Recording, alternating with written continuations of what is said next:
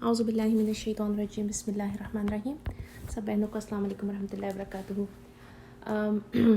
جیسا کہ ہم نے پہلے ذکر کیا تھا کہ ہمارا جو پروگرام ہے یہ سمر پروگرام یہ 3 پروگرامس پر مشتمل ہے. تو الحمدللہ 2 میں سے اللہ کے حکم سے پایہ تکمیل تک پہنچ گئے ہیں. آج ہم تیسرا اور آخری پروگرام کر رہے ہیں. اللہ تعالیٰ ہم سے بہترین طریقے سے کام کروا لے اور اپنے پاس قبول کر لے. تو ہم نے ان 3 پروگرامس میں دیکھا تھا کہ حضرت ابراہیم علیہ السلام جو ہیں وہ اللہ تعالیٰ نے ان کی سنت کو فالو کرنے کے لیے ہمیں قرآن مجید میں حکم دیا تھا. کسی اور نبی کے لیے یا ہم دیکھتے ہیں کہ ہمیں تو بہت سارے انبیاء جو ہیں ان کی سٹوریز ہم قرآن میں پڑھتے ہیں. ان کی اقوام کے اوپر جو آزمائشیں آئی تھیں، جس طرح سے ان کی قومیں وہاں سے گزری تھیں، یا ان انبیاء کے اوپر جو جس طرح سے پریشانیاں بھی آئیں، انہوں نے اپنی قوم کو کیسے ہینڈل کیا، اللہ تعالیٰ سے کس طرح سے مدد مانگی. اللہ تعالیٰ نے جگہ جگہ ہمیں قرآن مجید میں مختلف انبیاء کے ذریعے میسیجز دیے ہیں. لیکن کسی بھی قوم کے بارے میں یہ نہیں آیا کہ اس کی یا اس نبی کے بارے میں یہ نہیں آیا کہ اس کی جو سننا ہے اس کو فالو کرو. اگر آیا ہے تو کس نبی کے بارے میں آیا ہے؟ صرف اور صرف حضرت ابراہیم علیہ السلام کے بارے میں آیا کہ ہمارے لیے اگر ہم نے فالو کرنا ہے تو ابراہیم علیہ السلام اور پھر محمد صلی اللہ علیہ وسلم جو ہیں وہ ہمارے لیے بہترین نمونہ ہیں. ان کی زندگی سے ہم سبق حاصل کریں اور ان کی اسوہ جو ہے ان کو اپنائیں، ان کی لیگیسی کو لے کر آگے بڑھیں. تو ہم نے پچھلے پروگرام میں پڑھا تھا کہ اللہ تعالیٰ نے حضرت ابراہیم کو خلیل اللہ چنا تھا. ٹھیک ہے. اس دنیا میں بہت سارے لوگ ایسے ہیں جو اللہ کے دوست کا درجہ حاصل کر لیتے ہیں، لیکن دوستی کے جو درجے ہوتے ہیں نا وہ مختلف ہیں. ان میں سے ایک جو لیول ہے، جو پہلا لیول ہے، وہ خلیل کا لیول ہے، جو وہ بہت ہی ایکسکلوسیو قسم کا درجہ ہے جس میں اللہ تعالیٰ خود اپنے بندے کو اپنے لیے چنتا ہے. اور یہ درجے جو حاصل ہوئے وہ اللہ تعالیٰ نے کن 2 انبیاء کو دیے، ہمارے نبی محمد صلی اللہ علیہ وسلم کو اور ان کے والد ابراہیم علیہ السلام کو. اللہ تعالیٰ نے فرمایا کہ میں نے ان کو خلیل اللہ بنایا. تو جیسے کہ ہم پڑھتے ہیں کہ خلیل، اس کا روٹ ورڈ کیا تھا؟ خا لام لام. اور جسے میں نے بتایا تھا کہ خلل، خلال، مخلل، یہ جتنے بھی الفاظ ہیں یہ اسی روٹ ورڈ سے نکلتے ہیں. اور اس سے جو مطلب سمجھ میں آتا ہے وہ یہ ہے، جیسے میں نے صرف ایک ایگزامپل بتائی تھی نا کہ مخلل کہتے ہیں سرکے کو، اور سرکہ جو ہوتا ہے اس کے اندر ترشی پانی کے اندر سرایت کی ہوئی ہوتی ہے. یعنی ترشی جو ہے وہ اس قدر پانی کے اندر سرایت کی ہوئی ہے یا اس طرح سے وہ پانی کے ساتھ جڑ گئی ہے کہ اس ترشی کو پانی سے نکالنا ممکن نہیں ہے. یعنی 2 چیزوں کے درمیان کوئی تیسری چیز اگر آنے کی کوشش کرتی ہے تو وہ اس کی اجازت نہیں ہوتی، یا ان 2 چیزوں کو الگ نہیں کیا جا سکتا. جیسے خلل کرنا بھی کیا ہوتا ہے؟ خاموشی ہے جس میں شور جو ہے وہ سرایت کرنے کی کوشش کرتا ہے، تو وہ کہتے ہیں خلل ڈالنا ہو گیا. پھر خلال کسے کہتے ہیں؟ 2 دانتوں کے درمیان جب کسی دھاگے سے یا کسی سٹرنگ سے پھنسی ہوئی کوئی چیز نکالنے کی کوشش کی جا رہی ہوتی ہے تو اس کو خلال کرنا کہتے ہیں. یعنی 2 لوگوں کے درمیان یا 2 چیزوں کے درمیان اس قدر گہرا رشتہ، اس قدر مضبوط رشتہ کے باوجود کوشش کے ان کو الگ نہ کیا جا سکے، اس کو جو روٹ ورڈ بنتا ہے وہ خا لام لام ہوتا ہے، اور اسی سے لفظ خلی نکلا ہے. تو اللہ تعالیٰ نے اس درجے میں جن انسانوں کو چنا ہے نا، تو ان کے دلوں سے ان کے دل سے ہر قسم کی محبت کو نکال دی، اور صرف جو محبت رہ گئی وہ اللہ کی محبت رہ گئی. ٹھیک ہے. اور اس سلسلے میں ہم دیکھتے ہیں کہ انسان کی زندگی میں جو بھی رشتے ہوتے ہیں وہ اس کو سب سے زیادہ کون سے محبوب ہوتے ہیں یا کون سی چیزیں ہیں؟ چیزیں تو خیر بہت ساری ہیں، لیکن رشتوں کے بارے میں ہم کہتے ہیں تو کچھ رشتے ایسے ہوتے ہیں جن کو کہتے ہیں، یعنی ہم اپنی کسی اور کی زندگی میں سوچیں، صرف اپنی زندگی میں سوچنا ہے کہ ہم کہتے ہیں ہر چیز ہو جائے، کچھ بھی مطلب دنیا میں کچھ بھی ہو جائے، لیکن ہمارے بچے، ہمارے والدین اور ہمارا جو گھر ہے، ہمارے جو ازواج ہیں، ان کے ساتھ ہم الگ نہ ہونے پائیں. قیامت آ جائے لیکن اگر ہم اکٹھے ہیں تو ہمیں کوئی پریشانی نہیں ہوتی. ہمارے والدین خیریت کے ساتھ ہیں، ہم پرسکون رہتے ہیں. ہماری اولاد خوش ہے، اس کو کوئی پریشانی نہیں ہے، تو ہمیں اطمینان قلب رہتا ہے. پھر اپنے اسپاؤس کے ذریعے اللہ تعالیٰ نے کہا کہ تم دونوں کو ایک دوسرے کے لیے سکون کا ذریعہ بنایا ہے. تو یہ دنیا میں ایسے رشتے ہیں کہ ان کے بعد اگر یہ رشتے جڑے ہوئے ہیں، یہ رشتے محفوظ ہیں انسان کے ساتھ، تو کہ انسان کو کوئی اور پریشانی نہیں آتی ہے، یا وہ بڑی سے بڑی پریشانی سے بھی گزر جاتا ہے. پھر ہم دیکھتے ہیں کہ اللہ تعالیٰ نے حضرت ابراہیم علیہ السلام کو سب سے پہلے ان رشتوں کے ذریعے آزمایا. ان کی آزمائش آئی تھی اپنے والدین کے ذریعے. والد خود بت تراش تھے کس طریقے سے انہوں نے والدین کو، اپنے والد کو سمجھانے کی کوشش کی، اپنے لوگوں کو سمجھانے کی کوشش کی، لیکن ان کو سمجھ میں نہ آئی. پھر دوسرا اللہ تعالیٰ نے آزمایا اولاد کے ذریعے. کس طرح سے؟ پہلے تو ایک لانگ پیریڈ تک ہمیں پتہ ہے کہ ان کی اولاد ہوئی نہیں. اولاد نہ ہونا بھی کسی شادی شدہ جوڑے کے لیے بہت مشکل کام ہے، اور وہ بھی ایک ایسے انسان کے لیے جس کے پاس اب کوئی اور رشتہ موجود نہیں ہے. تو وہ چاہتا ہے کہ اللہ تعالیٰ اس کو نیک ذریت عطا کریں، نیک اولاد عطا کریں، جو کہ اسی طریقے کا پیروکار ہو جس پر اللہ تعالیٰ نے اس کو قائم کیا ہے. تو اس کو پہلے اولاد نہ دے کر آزمایا. پھر جب اولاد دی ہی دی تو کہا کہ اس کو صحرا میں چھوڑ کر آ جاؤ. پھر جب تھوڑا سا اور بڑا ہو گیا تو اللہ تعالیٰ نے پھر آزمایا کہ جاؤ اب اس کو ذبح کرنا ہے.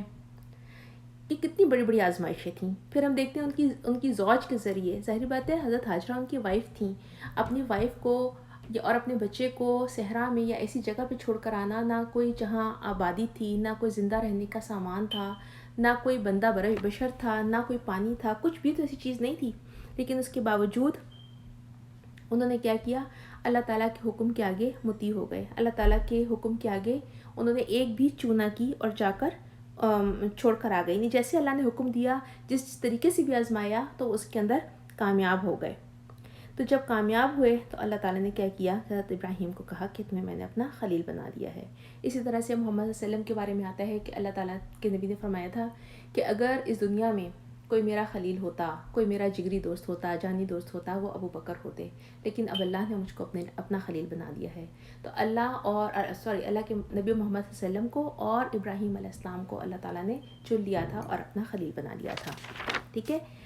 اب اس کے بعد دوستی کا دوسرا رشتہ آتا ہے. دوستی کا دوسرا رشتہ کیا آتا ہے؟ علماء کہتے ہیں کہ دوستی کا اللہ کے ساتھ دوستی کا دوسرا رشتہ جو ہے وہ ولایت ہے، یعنی ولی اللہ ہونا. اب سوال یہ پیدا ہوتا ہے کہ ولی اللہ کون لوگ ہیں؟ ولی اللہ جو ہوتے ہیں یہ اللہ کے دوست ہوتے ہیں، اور اس دنیا میں یا ہم میں سے کسی کو یہ کہنا چاہیے کہ پتہ نہیں ہوتا کہ اللہ کا دوست کون ہے. اور بہت دفعہ تو علماء کہتے ہیں کہ ولی اللہ کو بھی نہیں پتہ ہوتا کہ وہ اللہ کا دوست ہے اور اللہ اس سے کتنی محبت کرتا ہے. کیونکہ حضرت علی کا ایک قول ہے، اس میں انہوں نے فرمایا تھا کہ اللہ تعالیٰ نے 2 چیزیں انسانوں سے مخفی رکھی ہیں. کیا چیزیں مخفی رکھی ہیں؟ نمبر 1، اللہ کی خوشنودی. اللہ کی خوشنودی کا کیا مطلب ہے؟ کیونکہ ایسے مخفی رکھا ہے کہ انسان کو نہیں معلوم ہوتا کہ کن کاموں میں اللہ کی خوشنودی حاصل ہوگی. ہم نہیں جانتے کہ کون سا کام ایسا ہے کہ جس کو ہم کریں تو اللہ تعالیٰ یقیناً ان کو قبول کر لیں گے، اور ہمیں یعنی اس کو اللہ تعالیٰ کے پاس مقبول ہو جائے گا اور ہمیں اس کی جگہ جزا مل جائے گی اور ہم اس کے لیے بخش دیے جائیں گے. چاہے اسی لیے پھر فرمایا کہ ہمارے پاس اگر چاہے کتنا بھی کوئی چھوٹا عمل ہو تو اس کو معمولی نہ چھوڑو، کہ شاید یہی عمل جو ہے وہ ہماری مغفرت کا باعث ہو. اور ہم پڑھتے ہیں، احادیث سے مطالعہ کرتے ہیں، تاریخ سے بھی ہمیں بہت سارے واقعات کا پتہ چلتا ہے کہ کس طرح سے کتنے چھوٹے بعض اوقات انسانوں کے وہ عمل ہوتے ہیں جس کے بارے میں انسان سوچتا بھی نہیں ہے، لیکن وہ اس کی مغفرت کا ذریعہ ہوتے ہیں. حدیث سے پتہ چلتا ہے کہ جس میں ایک بنی اسرائیل کی عورت تھی جو بدکار تھی، لیکن اس نے جو ہے، اور ہم سب نے یہ حدیث پڑھی ہوئی ہے اس لیے میں پوری حدیث کا ذکر نہیں کر رہی ہوں، کہ بنی اسرائیل کی وہ عورت جو کہ بدکار تھی، پیاسی تھی، اس نے اپنا کنویں سے ڈول نکالا اور پانی پی لیا، اور جب اس کی نظر پڑی تو دیکھا ہے کہ پیاسا کتا ہے جس کی زبان جو ہے وہ حلق سے باہر لٹکی ہوئی ہے، اور وہ دم ہلائے جا رہا ہے اور پریشانی حال میں ادھر سے ادھر پھرتا ہے اور گیلی مٹی کو چاٹتا ہے. تو اس کی پریشانی اس نے دیکھی، تو اس کے پاس کوئی برتن تو تھا نہیں کہ اس کس میں پانی پلاتی، تو اس نے کنویں سے پانی نکال کر اپنے موزے کے اندر، جو کہ چمڑے کے ہوتے تھے زمانے میں، اس کے اندر بھر کے اس کتے کو پانی پلایا، اور اللہ نے اس کے اس عمل کو قبول کر لیا اور اس کو جنت میں داخل فرما دیا. ہم دیکھتے ہیں کہ کتا تو انسان، لیکن وہ انسان بھی نہیں ہے، ایک جانور ہے. کبھی ہم سوچتے بھی نہیں ہیں، اکثر و بیشتر مسلمان ہونے کے ناطے ہم کہتے ہیں کتا ایک پلید جانور ہے، تو ہمارے ذہن میں یہ باتیں آتی بھی نہیں ہیں کہ کوئی کتے کو اس قدر پیار کرے گا یا اس کے لیے سوچے گا کہ میں پانی نکال کے پلا دوں گا تو شاید یہی ہمارے لیے عمل باعث سے مغفرت ہو جائے. تو کہنے کا مقصد یہاں پر یہ ہے کہ بظاہر کچھ چیزیں دیکھنے میں ٹھیک ہے، وہ پلید جانور ضرور ہے، لیکن اس جانور کو بھی جاندار ہے اور اللہ نے پیدا کیا ہے.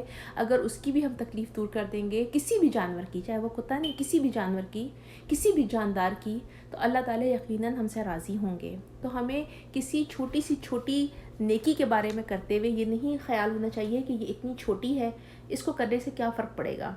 یا اس کو ہم ڈراپ کر دیں کہ اگر یہ نہ بھی کیا تو ہمیں کیا فرق پڑے گا. ٹھیک ہے. اسی طرح سے ہم پڑھتے ہیں کہ میں نے شاید آپ لوگوں کے ساتھ پہلے بھی شیئر کیا تھا، جو خلیفہ ہارون رشید کی زوجہ تھیں زبیدہ، انہوں نے نہر زبیدہ بنوائی تھی. اور نہر زبیدہ کیا تھی؟ جو کہ جس زمانے میں حج کے لیے حاجی جایا کرتے تھے تو مدینہ میں پانی نہیں ہوتا تھا، اور پانی نہ ہونے کی وجہ سے ان کو کافی تکلیف کا سامنا کرنا پڑتا تھا. تو انہوں نے عراق سے مدینہ تک کی پوری نہر کھدوائی اور اس کا نام نہر زبیدہ رکھا. اور سوچیں کہ پانی پلانا تو کتنا ہی افضل ترین کام ہے. یہ تمام صدقات میں سب سے افضل جو ہے وہ فرمایا کہ پانی پلاؤ. کسی نے ایک صحابی نے پوچھا کہ ایک صحابی کی والدہ فوت ہو گئی ہیں تو ان کے لیے کیا صدقہ کیا جائے؟ تو اللہ کے نبی نے فرمایا پانی کا صدقہ کرو. کہ پانی ابھی ہم تھوڑی دیر پڑھتے ہیں کہ کتے کو پانی پلایا تو اس کی بخشش ہو گئی. تو سوچیں کہ انسان کے پانی کے لیے کوئی کوشش کر رہا ہے تو اس کا اجر کہاں سے کہاں تک ہوگا. بہرکیف جب ان کا انتقال ہوا تو ان کی زبیدہ کی لونڈی نے ان کو خواب میں دیکھا اور پوچھا کہ کہیے زبیدہ، اللہ نے آپ کے ساتھ کیا معاملہ کیا؟ تو زبیدہ خاتون نے جواب دیا کہ اللہ نے مجھے بخش دیا. تو آگے سے لونڈی کہتی ہیں کہ میں نے کہا کہ آپ کو تو اللہ نے بخشنا ہی تھا، آپ نے اتنا بڑا کام جو کروایا تھا اللہ کے بندوں کے لیے، اور وہ بھی جو اللہ کے مہمان ہیں حاجی، ان کے لیے پوری نہر کھدوائی، پانی کا انتظام وہاں سے وہاں تک کیا، تو اللہ نے تو اس عمل پر آپ کو بخشنا ہی تھا. تو آگے سے وہ جواب دیتی ہیں ان کو نہیں. اس پر تو اللہ تعالیٰ نے فرمایا کہ زبیدہ تم نے پانی کی نہر کھدوائی تھی لیکن نام اپنا ہی رکھ دیا تھا، نہر زبیدہ کا نام رکھا تو تمہیں وہ مل گیا جو تم چاہتی تھی. اس کا اللہ کے پاس اس کی وجہ سے اللہ نے نہیں بخشا. تو لونڈی نے بہت حیران ہو کے پوچھا کہ اگر اس وجہ سے نہیں بخشا تو پھر کس وجہ سے بخشا گیا؟ تو انہوں نے آگے سے جواب دیا، کہتی ہیں کہ اذان جب ہوتی تھی اور اگر میں کھانا کھا رہی ہوتی تھی تو اذان کی آواز سنتے کے ساتھ میں اپنا نوالا ایون اپنے منہ میں لے جا رہی ہوتی تھی، وہ میں نیچے رکھ لیا کرتی تھی اور اذان کا جواب دیتی تھی اس کے احترام میں، اور پھر میں اپنا کھانا ختم کرتی تھی. تو اللہ کو میری ادا بہت پسند آئی اور اللہ نے اس بات پر میری مغفرت کر دی. تو بہنوں ہم دیکھتے ہیں کہ دیکھو کتنا بعض اوقات ہم سوچتے ہیں کہ ایک چھوٹی سی نیکی یا چھوٹا سا کام، شاید انہوں نے اپنی زندگی میں سوچا بھی نہ ہوگا کہ صرف اذان کے احترام میں اپنا کھانا چھوڑ کر پہلے اذان کا جواب دینا کتنی بڑی نیکی ہے، یا اللہ کو کس قدر پسند ہے، یا کس قدر پسند آئے گی کہ میری مغفرت اس وجہ سے ہو جائے گی. ٹھیک ہے. تو اس لحاظ سے جب ہم دیکھ رہے ہیں تو ہم نے یہ کوشش کرنی ہے کہ زندگی کا کوئی چھوٹے سے چھوٹا نیکی بھی اس کو چھوٹا نہ جانا جائے، بلکہ ہر نیکی کو اس نیت اور ارادے سے کر لیا جائے کہ کیا معلوم اسی ہی میں اللہ کی وہ خوشنودی رکھی ہوئی ہو جس پر اللہ تعالیٰ کی ولایت ہمیں حاصل ہو جائے، جس پر اللہ تعالیٰ اپنے بندے کو بخش دیں. ٹھیک ہے. اسی طرح سے چونکہ ہم نے نیکی کی بات کی ہے تو ہمیں یہ بھی یاد رکھنا چاہیے کہ ہم نیکی کا کام کرتے کرتے کسی گناہ کو بھی معمولی نہ سمجھیں، کسی چھوٹے سے چھوٹے گناہ کو بھی نہ سمجھیں کہ یہ بالکل معمولی ہے یا اس کی کوئی حیثیت نہیں ہے، اگر ہم نے کر بھی لیا تو کیا فرق پڑے گا.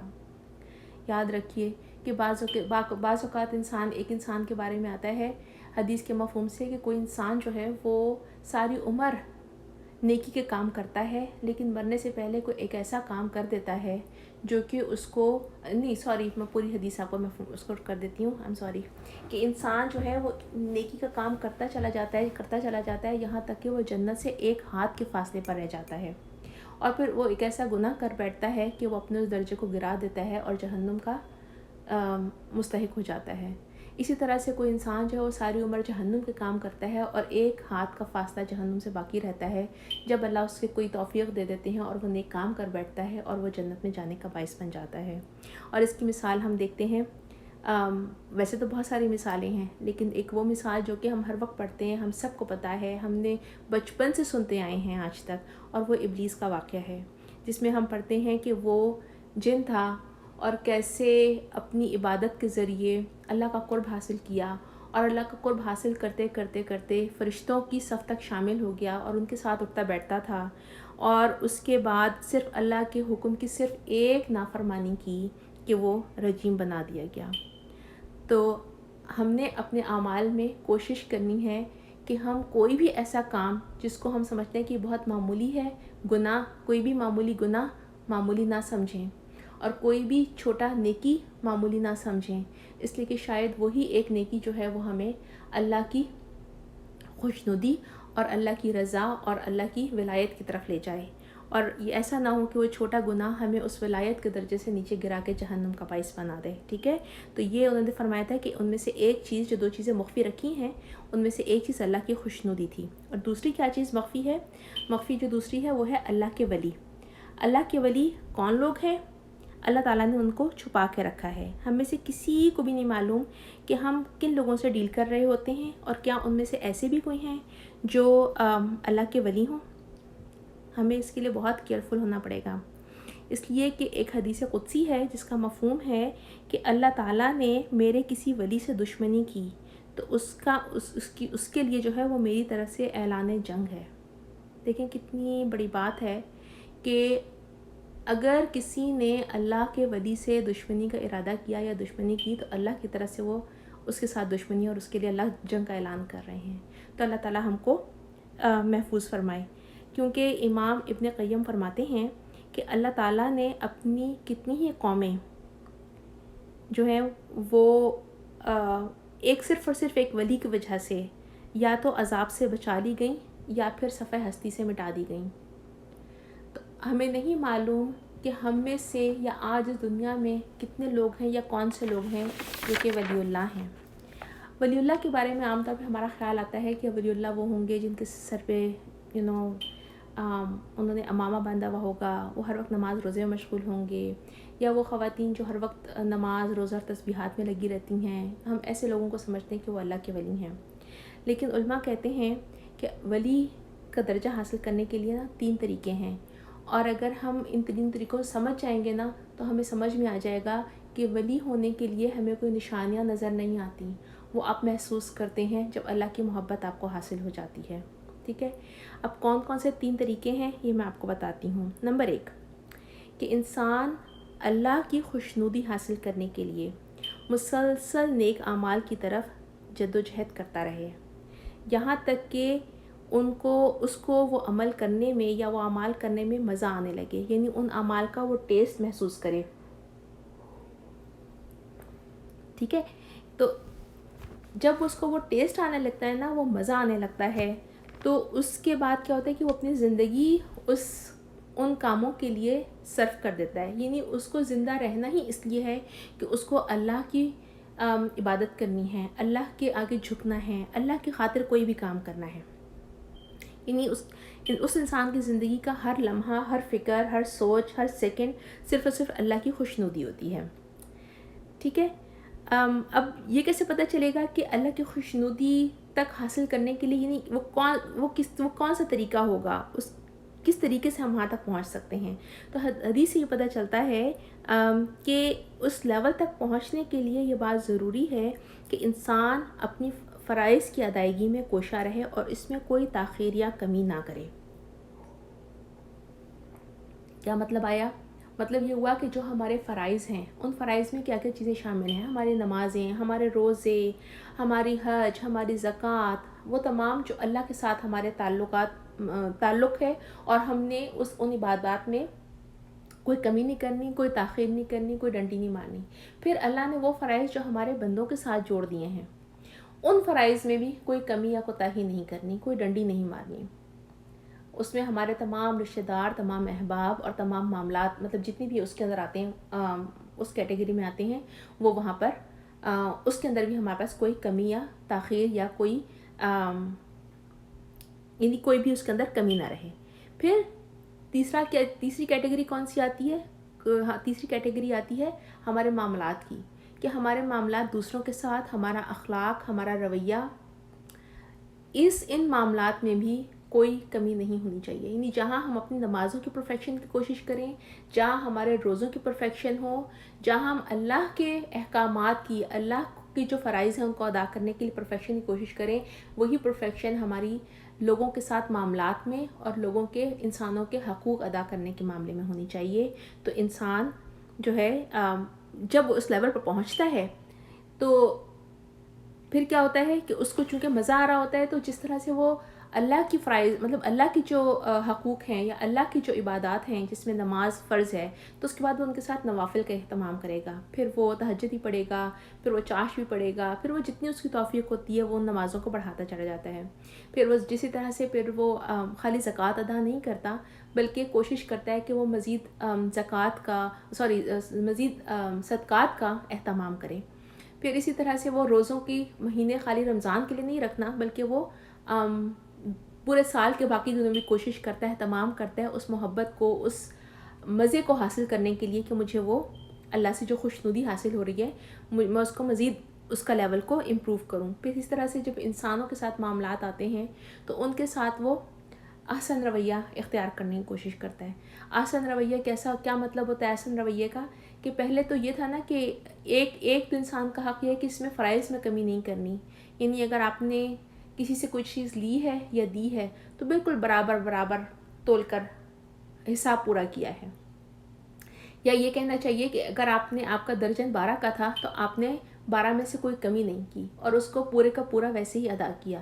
لیکن جب انسان اس سے ایک سٹیپ آگے آتا ہے، اس میں نوافل آتے ہیں، تو کیا آتا ہے کہ اس کا درجن 12 کے بجائے 13 کا ہو جاتا ہے. وہ لوگوں کو کوشش کرتا ہے کہ کوئی میرے ساتھ اچھا ہو یا نہ ہو، مجھے صرف اللہ کی خوشنودی حاصل کرنی ہے نا، تو میرے معاملات میں، میرے حقوق کی ادائیگی میں مجھ سے کوئی کمی نہ ہو بلکہ میں اس کو اور زیادہ کر کے دوں تاکہ مجھ سے میرا اللہ اور زیادہ خوش ہو.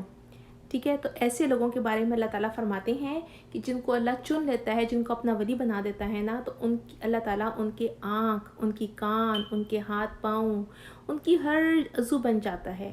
یعنی کیا مطلب ہوا کہ اللہ تعالیٰ اس کو ہر وقت اپنی پروٹیکشن میں بھی رکھتے ہیں اور ساتھ ہی اس کے لیے ہر جگہ پر رہنمائی بھی عطا کرتے ہیں. ٹھیک ہے، تو یہ ولی اللہ ہونے کے لیے، وہ درجہ حاصل کرنے کے لیے، اللہ کی دوستی کے لیے جو ایک طریقہ ہے وہ یہ تھا. دوسرا طریقہ کیا ہے؟ دوسرا طریقہ یہ ہے کہ انسان اپنے گناہوں کا اعتراف اور اس کے اوپر توبہ اس طرح سے کرے، اس پر نادم ہو کر اللہ کی طرف اس طرح سے پلٹے کہ جہاں یعنی پہلے جس دل کے اندر معصیت پر یا گناہ کرنے کے بعد جو خوشی ہوتی تھی، جو مزہ آتا تھا، وہ اس طرح سے مٹ جائے کہ انسان کبھی اس کی طرف پلٹنے کا سوچے بھی نہیں، اسے وحشت ہونے لگی اس طرف پلٹنے کے لیے. اور یہ جو لیول آتا ہے نا، یہ اچانک آتا ہے، بہت سڈن ہوتا ہے، اور اللہ تعالیٰ ایسے شخص کو اپنا دوست بنا لیتا ہے. اس کے بھی ہمیں کہتے ہیں کہ بہت سارے واقعات ہیں جو ہمیں ہسٹری میں ملتے ہیں، احادیث سے بھی ملتے ہیں اور روایات سے بھی ملتے ہیں، جن میں سے ایک میں آپ کے ساتھ شیئر کروں گی. کہتے ہیں کہ حضرت موسیٰ علیہ السلام کے زمانے میں ایک مرتبہ سخت قسم کا قحط سالی تھی، خشکی تھی، بارش نہیں ہو رہی تھی، سارے لوگ سخت پریشان تھے. موسیٰ علیہ السلام کے پاس آتے ہیں اور کہتے ہیں کہ اللہ سے دعا کیجیے کہ بارش ہو. تو اللہ تعالیٰ موسیٰ علیہ السلام اللہ تعالیٰ سے جا کر دعا کرتے ہیں کہ اللہ تعالیٰ ہمارے اوپر رحم فرمائیے اور بارش عطا کیجیے تاکہ خشک سالی ختم ہو جائے. تو اللہ تعالیٰ ان کو بتاتے ہیں کہ موسیٰ، تمہاری قوم میں ایک شخص اس قدر گناہ گار ہے کہ جس کی گناہوں کی وجہ سے میں نے بارش کو روک لیا ہے. اگر وہ شخص تمہاری قوم کو چھوڑ کر الگ ہو جائے تو میں تمہارے اوپر بارش برسا دوں گا. انہوں نے کہا اچھا. وہ واپس جاتے ہیں، اپنی قوم کو اکٹھا کرتے ہیں اور اکٹھا کرنے کے بعد اعلان کرواتے ہیں. اعلان کرتے ہیں، کہتے ہیں کہ ہم میں سے کوئی اتنا گناہ گار ہے ایک کہ اس کی جو گناہ گاری ہے اس کی وجہ سے ساری قوم پریشان ہو رہی ہے. تو اب وہ جو گناہ گار ہے نا، وہ خود اپنے آپ کو والنٹیئر کرے اور ہماری قوم کو چھوڑ کر الگ ہو جائے اور اس گروپ سے الگ ہو جائے تاکہ اللہ تعالیٰ ہمارے اوپر رحمت کی بارش نازل فرمائے. ابھی وہ اعلان کر کے فارغ ہوتے ہیں کہ تھوڑی دیر گزرتی ہے کہ بارش برسنا شروع ہو جاتی ہے. حضرت موسیٰ علیہ السلام بہت حیران ہوتے ہیں، پوچھتے ہیں، کہتے ہیں اے رب، ابھی تو میری قوم کا کوئی شخص بھی الگ نہیں ہوا اور آپ نے بارش برسا دی. اللہ تعالیٰ کہتے ہیں ہاں، ایک ولی کی وجہ سے میں نے تمہارے پر بارش برسائی ہے. تو پوچھتے ہیں کہ وہ ولی کون ہے؟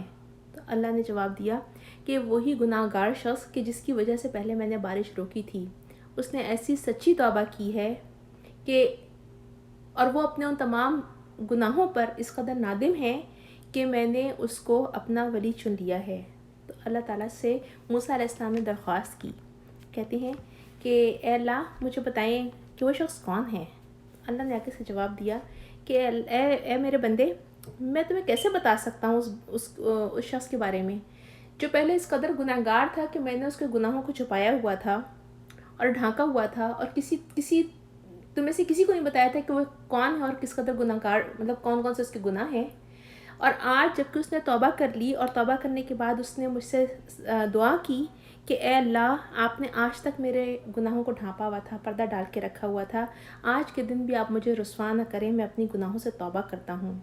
اور اتنے سچے دل سے اس نے توبہ کی ہے کہ میں نے اس کو اپنا ولی بنا دیا ہے، اور اس کی وجہ سے میں آج تم سب کے اوپر رحمت کی بارش کر رہا ہوں. اور وہ اس نے یہ بھی دعا مانگی تھی کہ آئندہ میں اس کی طرف نہ لوٹوں گا. تو دیٹس اندر وے کہ اللہ تعالیٰ ہمیں ولی چن لیں گے.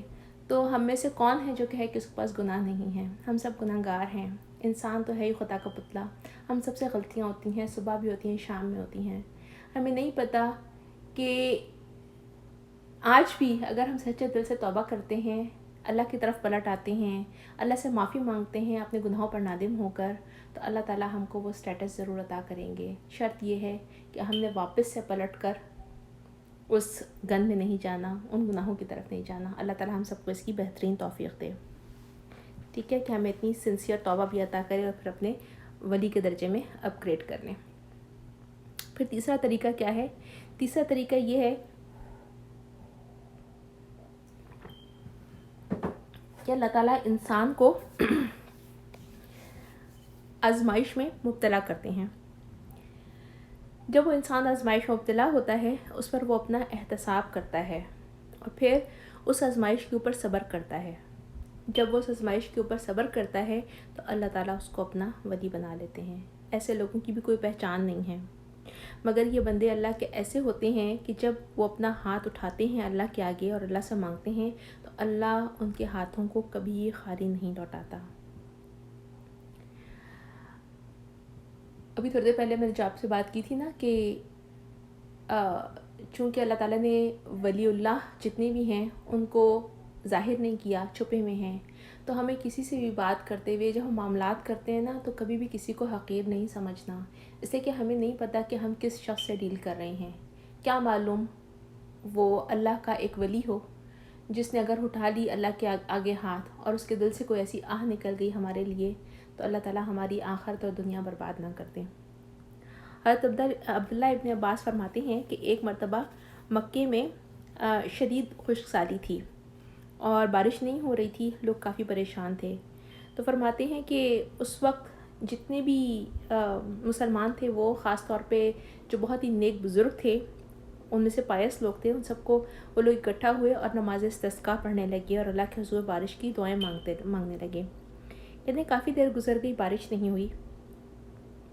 کہتے ہیں کہ اتنے میں ایک غلام تھا جو کہ بازار کی طرف کھڑا ہوا تھا، اور کہتے ہیں کہ وہ مجھ سے چونکہ زیادہ فاصلے پر نہیں تھا تو مجھے اس کی آواز آ گئی اور میں نے سن لیا کہ وہ دعا مانگ رہا تھا. کس طرح سے؟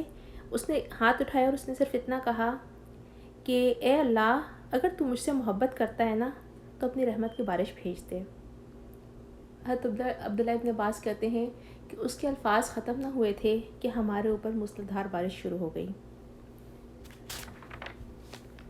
تو اس طرح کے بہت سارے واقعات ہیں جو ہمیں تاریخ میں ملتے ہیں، لیکن میری پیاری بہنوں، یہ واقعات صرف پڑھنے کے لیے نہیں ہوتے ہیں بلکہ عمل کرنے کے لیے ہوتے ہیں. کہ جیسے اللہ تعالیٰ نے حضرت ابراہیم علیہ السلام پر بھی آزمائشیں بھیجی تھی نا، جس کا ہم نے تھوڑی دیر پہلے بات کی، لیکن انہوں نے کیا کیا؟ ان آزمائشوں کے اوپر استقلال کا مظاہرہ کیا، استقامت کے ساتھ، پورے ایمان کے ساتھ، اللہ کے ساتھ جو انہوں نے حکم دیا اس پر اطاعت کرتے چلے گئے. کوئی سوال نہیں کیا، کوئی کرب کا مظاہرہ نہیں کیا، کوئی بے صبری نہیں دکھائی، کوئی شکوہ نہیں کیا، کوئی گلہ نہیں کیا. ٹھیک ہے، تو اللہ تعالیٰ نے ان کو اگر خلیل بنایا تھا، تو اگر آج ہم اپنی آزمائشیں ہم سب کے اوپر آتی ہیں. ایسا نہیں ہے، اللہ تعالیٰ نے فرمایا نا قرآن مجید میں کہ تم ایمان لائے اور اس کے بعد تمہیں اللہ تعالیٰ نہیں آزمائیں گے. ہر انسان کی جو آزمائش ہوتی ہے نا وہ دوسرے سے مختلف ہے. ہم سب کے ٹیسٹ الگ ہیں، ہم سب کے ٹیسٹ ایک جیسے نہیں ہیں. کسی کے لیے کوئی آزمائش ہوگی، کسی کے لیے کوئی آزمائش ہوگی. ٹھیک ہے، ایک چھوٹی سی اگزامپل بتاتی ہوں. ایک ایگزامپل میں صرف کیوں شیئر کری ہوں، میں نے کیوں بات کہی ہے، صرف اس لیے بات کہی ہے کہ بعض اوقات ہم سمجھتے ہیں کہ صرف یہی ہی ایک چیز ہے جو کہ آزمائش تھی اور وہ ہم سے دور کر لی گئی. نہیں، ایسا نہیں ہے. یا ہم اس میں سے گزر گئے یا ہمیں اس کا ویسا ہی اجر ملے گا. کبھی کبھی میں یہ سوچتی ہوں، ہم لوگ چھوٹے تھے تو میوزک سننا، ظاہر بات ہے والدین ہمیشہ سمجھاتے تھے کہ گناہ کی باتیں نہیں سننا چاہیے ہے. اور الحمدللہ اللہ کی طرف سے رحمت تھی کہ کبھی بھی مجھے کسی میوزک کے گانوں سے لگاؤ نہیں ہوا. ایسا نہیں تھا کہ مجھے گانے نہیں آتے تھے، محلے میں چلتے تھے تو گانے سارے آتے تھے، لیکن یہ کہ کبھی لگاؤ نہیں ہوا کہ میں خود سنوں، یا خواہش نہیں ہوئی کہ خود سنوں. انفیکٹ یہ ہوتا تھا کہ جب میوزک چلتا تھا تو میرے سر میں درد ہونا شروع ہو جاتا تھا کہ وہ فریکوینسی اور وہ آواز مجھے بادر کرتی تھی. تو اب محلے والوں کے گانے تو میں بند نہیں کر سکتی تھی، زیادہ یہ کر سکتی تھی کھڑکیاں بند کر دوں، جتنے پردے گرا سکتی ہوں گراؤں، سوتے وقت یا لیٹی ہوں تو کان کے اوپر تکیہ رکھ لیا کہ آواز نہ آئے. جو کچھ بھی کر سکتی تھی یہیں تک میری پہنچ تھی. لیکن میرے اپنے گھر میں میری 2 بہنیں جو ہیں ان کو میوزک بہت پسند تھا، سنا کرتی تھیں. اور جب امی ابو سمجھایا کرتے تھے تو ان کے لیے کافی مشکل ہوتی تھی کہ جی آپ سب ٹھیک کہہ رہے ہیں لیکن نہیں چھوڑا جا رہا، کیسے کریں. تو الحمدللہ آج اللہ کا شکر الحمدللہ کہ انہوں نے بھی میوزک سننا چھوڑ دیا ہے. لیکن کبھی کبھی میں سوچتی ہوں کہ آزمائش تو وہ بھی ان کے لیے تھی نا، کہ انہوں نے کتنی اسٹرگل کر کے، کتنی محنت کر کے، کس قدر اپنے دل کے اوپر پتھر رکھے ہوں گے، کس قدر اپنے دل کو سمجھایا ہوگا، کس طریقے سے انہوں نے ان چیزوں کو چھوڑا ہوگا. تو ڈیفینیٹلی ان کا جو اجر اللہ کے پاس ہوگا وہ ایک ڈفرینٹ لیول ہوگا compare to a person like me, کہ اگر مجھے اللہ نے شوق دیا ہی نہیں تھا اور اگر میں نہیں سنتی تھی تو میرا کیا کمال ہوا؟ کوئی کمال نہیں ہوا نا. تو ہر انسان کا جو اللہ تعالیٰ نے بنایا ہے نا، تو اس کی اندر ڈفرینٹ چیزوں کے ساتھ اللہ نے ہمیں پیدا کیا ہے، ڈفرینٹ صلاحیتوں کے ساتھ. تو اللہ تعالیٰ نے ساتھ ہی جو ہماری زندگی میں آزمائشیں ڈالی ہیں نا، وہ ہر ایک کی ڈفرینٹ ہیں، ڈفرینٹ کیٹیگریز میں ہیں، ڈفرینٹ لیولز کی ہیں. اللہ تعالیٰ نے جب فرمایا ہے قرآن مجید میں کہ تمہارے پاس آزمائش آئے گی تو آئے گی. وہ آزمائش کیسی ہو سکتی ہے؟ وہ مال کی طرف سے بھی ہو سکتی ہے، وہ اولاد کی طرف سے بھی ہو سکتی ہے، وہ ہماری صحت کی طرف سے بھی ہو سکتی ہے، وہ کسی بھی طریقے سے ہو سکتی ہے. مال آنے کی بھی ہو سکتی ہے اور مال جانے کی بھی ہو سکتی ہے.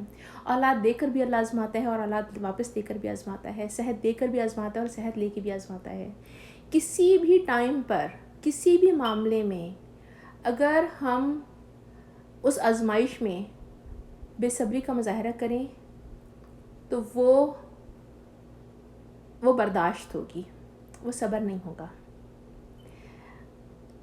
بہت دفعہ ایسا ہوتا ہے کہ ہم اس چیز کو فگر آؤٹ نہیں کر سکتے کہ آزمائش کے اوپر صبر کیسے کرنا ہے اور برداشت، یعنی صبر اور برداشت میں کیا فرق ہے. اس کی اگزامپل میں صرف ایک چھوٹی سی دوں گی کہ اگر بالفرض کسی عورت کا شوہر بہت سخت ہے، اس کے اوپر بہت سختی کرتا ہے، کنجوس ہے، خرچہ پورا نہیں دیتا ہے، باتیں لگانے کی عادت ہے، تانے تو بہت دیتا ہے، انسانوں کے اندر عادتیں ہوتی ہیں. تو اگر کسی عورت کا شوہر ایسا ہے جس سے وہ ایک ایسے بندے سے ڈیل کر رہی ہے، اب اگر وہ عورت جو ہے وہ اس کی تمام باتیں سنتی ہے، اس کی تمام جو بخیلی کی عادت ہے اس کو برداشت کرتی ہے، اور لیکن ذکر اس کا کسی سے نہیں کرتی ہے.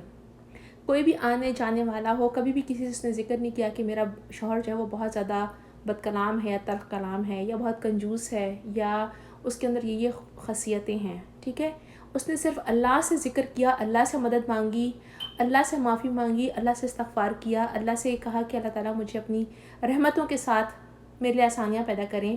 اس بات کو ہم صبر کہیں گے. لیکن اگر اس کے شوہر کی خصوصیات پورے محلے کو پتہ ہیں، پورے خاندان کو پتہ ہیں، تو وہ صبر نہیں ہے، وہ برداشت ہے.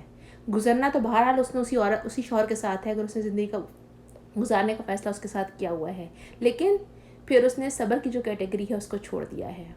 اگر ہم اپنی آزمائشوں پر صبر نہیں کریں گے تو ولی کا درجہ نہیں پا سکتے ہیں. آزمائشیں ضرور آنی ہیں، ایسا نہیں ہے کہ نہیں آئیں گی، لیکن اس پر صبر اور استقلال اور استقامت بہت ضروری ہے. اللہ کا صبر کریں، نماز کے ساتھ اللہ کی مدد حاصل کریں، اللہ کا قرب حاصل کرنا ہے، اور اس کے بعد ہم نے کثرت سے استغفار کرنی ہے تاکہ اللہ تعالیٰ اپنی رحمت کے ساتھ راستے کھول دیں، اور اللہ تعالیٰ ہمیں ان لوگوں میں شامل فرما لیں جن کو اللہ تعالیٰ نے کہا ہے کہ وہ اولیاء اللہ ہوں گے. وہ کون ہوں گے؟ جن کے قیامت کے دن جن کے اوپر نہ تو کوئی خوف ہوگا اور نہ ہی ان کے اوپر کوئی غم ہوگا. تو اللہ تعالیٰ ہم سب کو اس لیول تک چن لیں، کیونکہ دیکھیں بہرحال آزمائشیں ہم سب کے اوپر آنی ہیں، آتی ہیں، گزر جاتی ہیں. بعض اوقات ہمیں احساس ہوتا ہے اور بعض اوقات ہمیں احساس بھی نہیں ہوتا. لیکن اگر کوئی آزمائش آئی اور ہمارے اوپر ہمیں احساس بھی اس کا نہ ہوا تو یہ یاد رکھیے کہ ہمارا حال بھی اس گدھے کی طرح ہوگا جس کے اوپر اللہ نے یا اس کے مالک نے جو ہے وہ بوجھ لادا تو اسے یہ نہ پتہ چلا کہ اس کے اوپر کیوں بوجھ لادا گیا، اور بوجھ اتار دیا تو نہ پتہ چلا کہ اس کو بوجھ اتار دیا گیا ہے. تو اللہ تعالیٰ ہمیں ان تمام اس گدھے جس کی مثال اللہ قرآن مجید میں بھی دیتے ہیں نا، تو اللہ تعالیٰ ہمیں اس گدھے کی مثال بننے سے، یہ گدھے کی طرح بننے سے بچا لے، بلکہ جو آزمائش آتی ہے اس کو سمجھنا ہے اور اس پر اپنا احتساب کرنا ہے. ہم سے کیا غلطی ہوئی، ہم سے کیا کوتاہی ہوئی، اور اگر کوئی غلطی سمجھ میں نہ آئے اور کوئی کوتاہی نہ سمجھ میں آئے تو بھی اللہ تعالیٰ سے صبر کے ساتھ مدد مانگنی ہے، تاکہ وہ آزمائش ہمارے لیے اللہ کے پاس ولی کا ہمیں اپ گریڈ کروا دے، ولی کے درجے پر اللہ تعالیٰ ہمیں اپ گریڈ کروا دے اور اللہ تعالیٰ ہمیں شامل کر لے. تو یہ تو ہمارے حضرت ابراہیم علیہ السلام کی جو اسوہ تھی، جو ان کی سیرہ تھی، ان کی زندگی سے ہم نے ایک سبق سیکھا کہ اگر اللہ نے ان کو اپنا دوست بنایا تھا، جو کہ ایکسکلوسیو دوست تھا، جو کہ خلیل اللہ تھے، تو آج ہم ان کی اسوہ سے خلیل اللہ تو نہیں بن سکتے لیکن ولی اللہ کیسے بن سکتے ہیں. تو یہ تمام جو بات آج رکھی ہے وہ اس کیٹیگری میں شامل ہو گئی. ٹھیک ہے، اب ہم آگے چلتے ہیں. میرے پاس ٹائم کم ہے لیکن میں کوشش کروں گی کہ اس کو ہم مکمل کر لیں انشاءاللہ تعالی. آگے ہم نے بھی سورہ حج کی تلاوت جو کی تھی، آیت نمبر 78 کی، اس کے پارٹ آف آیت کی تھوڑی سی بات رکھیں گے. اور چونکہ اس کا تعلق بھی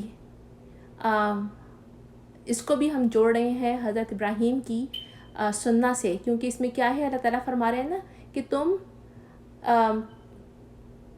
تم نے کرنا کیا ہے، تم اپنے ابراہیم علیہ السلام ابراہیم علیہ السلام کی ملت پر تم قائم ہو جاؤ.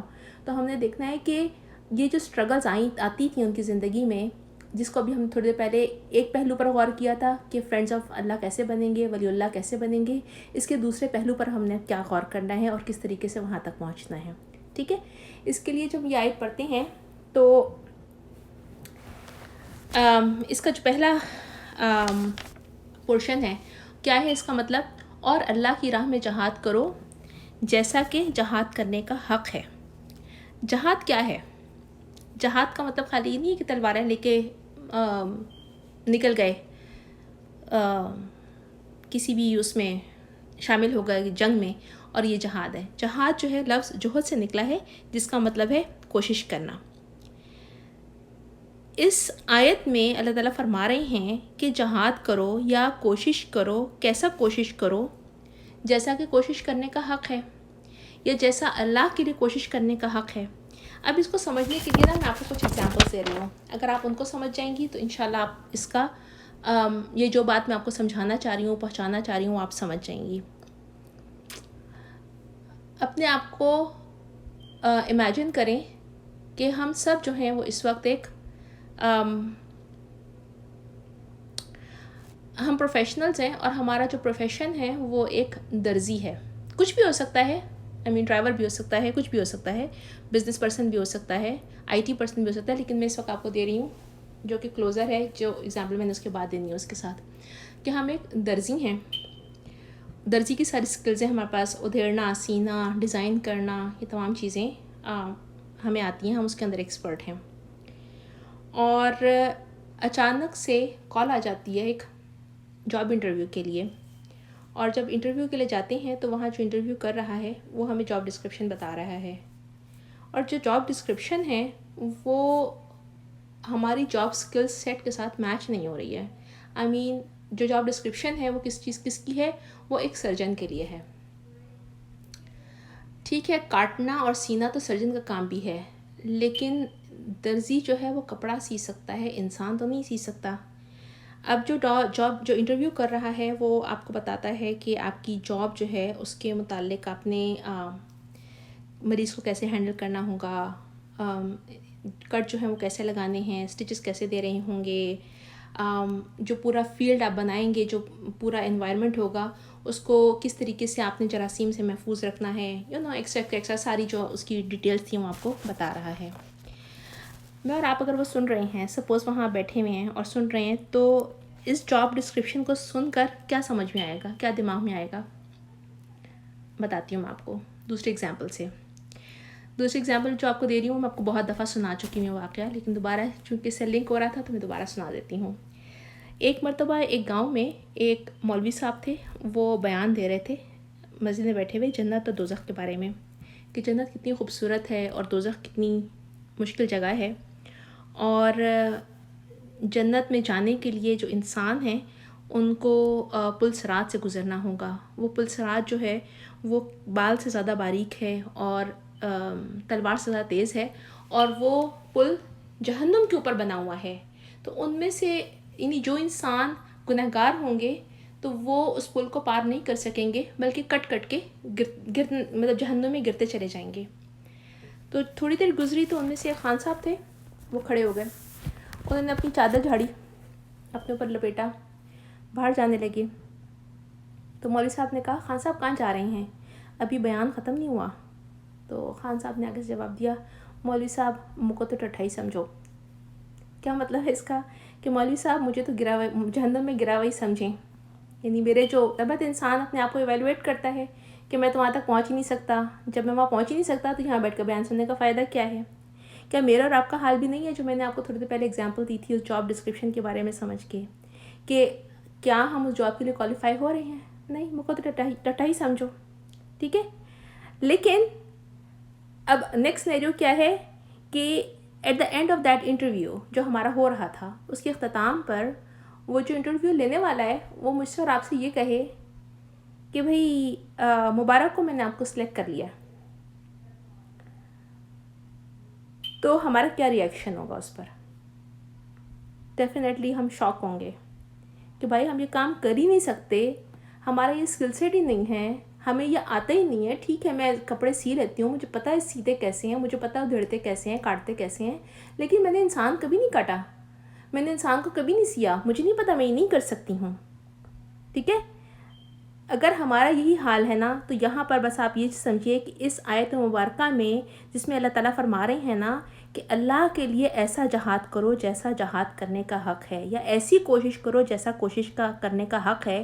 تو go back to our life, اپنی زندگی کے بارے میں سوچنا شروع کیجیے, اپنی عبادات کے متعلق, اپنے معاملات کے متعلق سوچنے کی کوشش کریں. کیا ہم اپنی عبادات میں, اپنے ورچوز میں, اپنے تمام نیک کاموں میں, اپنے تمام معاملات میں ہم وہ کر رہے ہیں, ویسا کر رہے ہیں جیسا کہ اللہ کے لیے کوشش کرنی چاہیے؟ کیا ہماری نمازیں ایسی نمازیں ہیں جو اللہ کے لیے کی حقدار ہوں؟ یا ہمارا شکر ایسا ہے, یا ہم ایسی ہم بیان کر سکتے ہیں, یا ہم اللہ کے ویسے اطاعت گزار ہو سکتے ہیں جیسے کہ اطاعت گزاری کا حق ہے؟ نہیں, کچھ بھی نہیں کر سکتے, کچھ بھی نہیں ہو سکتے. ٹھیک ہے, جو بھی ہم کریں گے وہ ہمیشہ اس حق سے بہت ہی کم ہوگا, بہت ہی کم ہوگا. یعنی ہم جو کچھ بھی کر لیں, ہماری جو کوششیں ہیں وہ کبھی بھی اللہ کا حق نہیں ادا کر سکیں گی. ٹھیک ہے, لیکن پھر آگے پڑھتے ہیں تو اللہ تعالیٰ کیا فرما رہے ہیں اس آیت میں؟ اللہ تعالیٰ فرما رہے ہیں کہ هُوَ اجْتَبَاكُمْ, کہ اللہ نے تمہیں چن لیا ہے, کہ اللہ نے تمہیں قبول کر لیا ہے. یعنی تم اس جو جاب ڈسکرپشن بتائی ہے, سمجھیں کہ اگر آپ وہاں جا رہے ہوں اور آپ کو سلیکٹ کر لیا گیا ہو تو یہاں اللہ تعالیٰ ہمیں بتا رہے ہیں کہ تمہیں میں نے چن لیا ہے کس جاب ڈسکرپشن کے لیے, جو کہ ہمارے اپنے لیے اگر ہم کرنا چاہیں گے تو وہ امپاسبل ہے, ہم کبھی بھی نہیں کر سکتے. ٹھیک ہے, لیکن اللہ تعالیٰ اس کے باوجود کہہ رہے ہیں کہ مجھے تمہارے اوپر کانفیڈنس ہے اور تم اس کام کو کر لو گے, میں نے تمہیں سلیکٹ کر لیا ہے, تم کوالیفائڈ ہو. اور یہ میرے اور آپ کے لیے بہت بڑی خوشخبری ہے. کیسے خوشخبری ہے؟ کہ اگر آج ہم مسلمان ہیں نا تو اللہ تعالیٰ نے ہمیں چنا ہے, اللہ تعالیٰ نے ہمیں اپنے کام کے لیے, اپنے دین کے لیے چنا ہے. ہماری تمام کمزوریوں کے باوجود, ہماری تمام خامیوں کے باوجود, سب چیزوں کے باوجود, اللہ کو پتہ ہے کہ ہم نہیں کر سکتے ہیں, لیکن اس کے باوجود اللہ تعالیٰ ہمیں چانس دے رہے ہیں, تب بھی اللہ تعالیٰ نے ہم کو سلیکٹ کر لیا ہے. کیوں؟ کیونکہ اس وقت اکارڈنگ ٹو 2021 کا جو ان کی آبادی کا نمبر ہے, اس کے مطابق کہتے ہیں کہ اس وقت دنیا میں 7.67 बिलियन आबादी है, ठीक है, लेकिन मुसलमान कितने हैं? सिर्फ 1.8। तो मैं और आप उसमें शामिल हैं। अल्हम्दुलिल्लाह, अल्लाह का शुक्र अदा करने का मकाम है यहाँ पर कि अल्लाह ताला ने हमें अपने लिए, अपनी सर्विस के लिए चुन लिया है। बज़ाहिर ये काम इम्पॉसिबल है, यानी अब यहाँ तक अगर हम पढ़ते हैं कि अल्लाह ताला फरमा रहे हैं कि वज्तबाकुम कि उसने अल्लाह ताला के लिए, अल्लाह ताला फरमा रहे हैं कि मैं तुम्हारे लिए कबूल कर, मतलब तुम्हें अपने काम के लिए कबूल कर लिया है। तो साथ ही आगे क्या फरमाते हैं कि मैंने, अल्लाह ताला ने इस दीन में तुम्हारे लिए कोई सख्ती नहीं रखी है, तुम्हें पसंद किया इस काम के लिए और तुम पर दीन में कोई तंगी नहीं रखी है। इसका क्या मतलब है? इसका मतलब ये है कि हमारा काम जो अल्लाह ताला ने हमें सुपुर्द किया है, हमारी कोशिशें, हमें अल्लाह के दीन को लेके आगे जाना, हमें अल्लाह के दीन का काम करना, अल्लाह के दीन को दुनिया में नाफिज करना, ये इसके लिए अल्लाह ताला ने हमें चुन तो लिया है। और अगर हम ख़ुद काम करना चाहेंगे तो ये काम हमारे लिए बहुत मुश्किल होगा, लेकिन चूँकि अल्लाह ताला ने हमें चूज़ किया है तो अल्लाह ताला फरमा रहे हैं कि अल्लाह ताला ने हमारे दीन में उस पर अमल करने के लिए, उसको फैलाने के लिए हमारे लिए आसानियाँ भी रखी हैं, और अल्लाह ताला ख़ुद से उसके लिए असबाब पैदा करेंगे कि जो हमारे लिए अल्लाह के दीन के काम करने में आसानी पैदा कर देंगे। लेकिन किस वक्त होगा ये काम? उस वक्त होगा जब हम इस्तकामत के साथ, अल्लाह पर भरोसा करके, पूरे यकीन के साथ अल्लाह के रास्ते में खड़े हो जाएंगे, तो अल्लाह हमारे लिए रास्ते खोलेंगे। यही हम देखते हैं हज़रत इब्राहीम की सुन्नत से कि उनकी ज़िंदगी किस कदर मुश्किल थी, लेकिन उसके बावजूद, और ख़ाली उनकी नहीं, हम अम्बिया में से बहुत सारे अम्बिया के वाक़यात सुनते हैं, पढ़ते हैं, तो हमें पता चलता है कि उनकी ज़िंदगी में बहुत मुश्किलात आईं, लेकिन उन्होंने अल्लाह के साथ अपना जो ताल्लुक़ था उसको मज़बूत रखा, अल्लाह के साथ ताल्लुक़ को जोड़े रखा, तो अल्लाह ताला ने उनके लिए आसानियों के रास्ते खोल दिए। लेकिन अगर हम उसके बाद भी तारीख़ उठा के पढ़ लें तो हम देखते हैं कि कई कौमें गुज़री, कई लोग इस तरह के गुज़रे जिन्होंने अल्लाह के साथ जब अपने ताल्लुक़ को मज़बूत किया और इस्तकामत के साथ डटे रहे, तो अल्लाह ताला ने उनके लिए आसानियों के रास्ते खोल दिए। और मोस्ट रीसेंट जो मैंने पढ़ा था, शायद मैं पहले भी आपके साथ शेयर कर चुकी हूँ, वो तारिक बिन ज़ियाद की बुक है कि उनकी सवाने हयात और उनकी जो उन्होंने स्पेन के ऊपर पूरी फ़तह की थी, तो उसके बारे में जो तारीख़ दान लिखते हैं, और वो तारीख़ दान नॉन मुस्लिम है, जिन्होंने ये लिखा है कि तारिक बिन ज़ियाद जब किसी भी शहर पर हमला करते थे तो उसमें नेचर जो थी ना वो उनका साथ देती थी, और उस साथ देने की वजह से मुशरिकीन जो होते थे उनको शदीद नाकामी का सामना करना पड़ता था।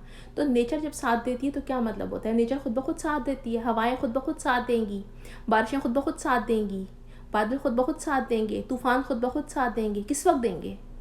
उनकी हिस्ट्री उठा के पढ़िएगा। इसीलिए हम लोगों को हिस्ट्री पढ़ना और समझना बहुत ज़रूरी है कि उन्होंने अपनी बहुत ही कलील सामान जंग के साथ, सिर्फ अल्लाह के ऊपर हिम्मत और इस्तकामत करने के बाद, ईमान की क़ुव्वत के साथ जिस कौम से टक्कर ली थी या जिस जगह पर आकर हमला किया था, वो आसान काम नहीं था, लेकिन वो इस्तकामत के साथ डट गए थे, तो अल्लाह ताला ने अपनी तमाम फोर्सेस को, तमाम नेचर को उनके ताबे कर दिया था और उनकी मदद के लिए भेज दिया था। ठीक है। और साथ ही फिर अल्लाह ताला अगली आयत का हिस्सा फरमाते हैं कि अपने बाप इब्राहीम की मिलत पर कायम हो जाओ। उसका क्या मतलब है कि अपने बाप इब्राहीम की सुन्नत पर अमल करो। क्या आग में कूद जाना आसान काम था? अपनी फैमिली को सहरा में छोड़ के आना आसान काम था? या अपने बेटे की गर्दन के ऊपर छुरी रख देना आसान काम था? नहीं, कुछ भी आसान नहीं था। लेकिन अल्लाह ताला फरमा रहे हैं कि जिस तरह मैंने इब्राहीम के लिए काम आसान बना दिए थे, इसी तरह से अगर मैं और आप अल्लाह के आगे वैसे ही झुकते हैं, वैसे ही मुती हो जाते हैं जैसे कि अल्लाह हमसे चाहते हैं, ठीक है, तो अल्लाह ताला हमारे लिए भी इम्पॉसिबल को पॉसिबल बना देंगे। कि जिस अल्लाह ने हज़रत इब्राहीम के लिए आग को ठंडा किया था, जिस अल्लाह ने बेटे की जगह दुम्बे को रिप्लेस कर दिया था, तो वो अल्लाह ताला मुझे और आपको भी इंशाअल्लाह ज़ाया नहीं करेंगे। ठीक है। और यही नबी हैं इब्राहीम अलैहिस्सलाम, जिनकी वजह से अल्लाह ताला ने हमें नाम मुसलमान अता किया, मुस्लिम अता किया। और ये इतनी बड़ी हमारे लिए बाइस फ़ख्र और रहमत बात है कि अल्लाह ताला ने, अगर हम देखें तो किसी भी मज़हब को जो कि इस दुनिया में मौजूद है, इवन उनकी जो किताबें उनके पास मौजूद हैं, ان میں ان کے لیے اس نام کو یا اس مذہب کو جو بھی ان کا ہے ان کا نام تجویز نہیں کیا گیا. نہ تو عیسائیت تجویز کی گئی، نہ تو یہودیت تجویز کی گئی، نہ ہندوازم، نہ بدھزم. کوئی نام بھی اللہ نے تجویز نہیں کیا. اگر کیا ہے تو وہ کس کے لیے کیا ہے؟ میرا اور آپ کے لیے کیا ہے. اور ہمارے لیے کیا نام دیا؟ ہمیں مسلم دیا. اور یہ مسلم کس کی نسبت سے دیا؟ ہمیں ہمارے باپ ابراہیم علیہ السلام کی نسبت سے دیا. اور میں یہاں پر بار بار جو باپ کی بات کہہ رہی ہوں کہ بے شک حضرت آدم علیہ السلام پوری انسانیت کے بایولوجیکل فادر ہیں، لیکن تمام مسلمانوں کے اسپریچول فادر جو ہیں وہ ابراہیم علیہ السلام ہیں. اللہ تعالیٰ ہم سب کو اس کی جو کچھ ہم نے پڑھا ہے، جو کچھ ہم نے سنا ہے، اس پر بہترین عمل کی توفیق دے.